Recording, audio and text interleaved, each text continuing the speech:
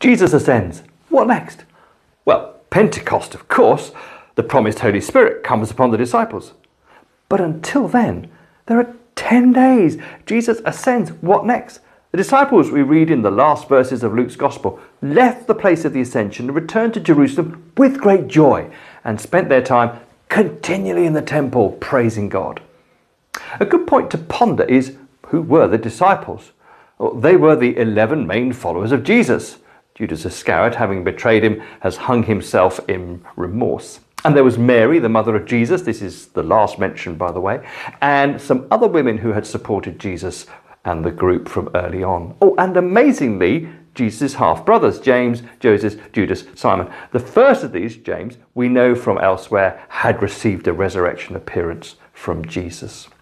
But what next for this band of followers, who numbered 120? Luke records in his second volume, Acts chapter 1, verse 14, that they all joined together constantly in prayer. Sounds very holy, but I think makes sense. And the place they would have joined together, note the unity of this faithful band, is the temple. Now, here's what is special about this prayerful devotion. The context of Luke's writing suggests they focused their prayers on all that they had heard and seen in recent days, going back to that triumphant arrival in Jerusalem through the despair of Good Friday, to the joy, and still hard to believe, of the resurrection appearances. It wasn't that they thought prayer would arm twist God, but they knew prayer, which is worship, contemplation, confession, intercession, and listening, was the best way to connect with God in their watching and waiting.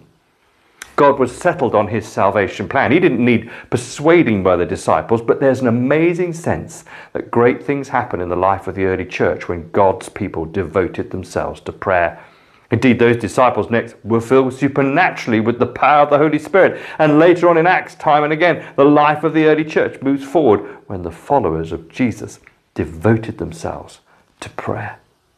So in these 10 days between Ascension Day and Pentecost, you too can devote yourself to prayer, which is worship, contemplation, confession, intercession, and listening. And expect great things to happen within God's already settled salvation plan.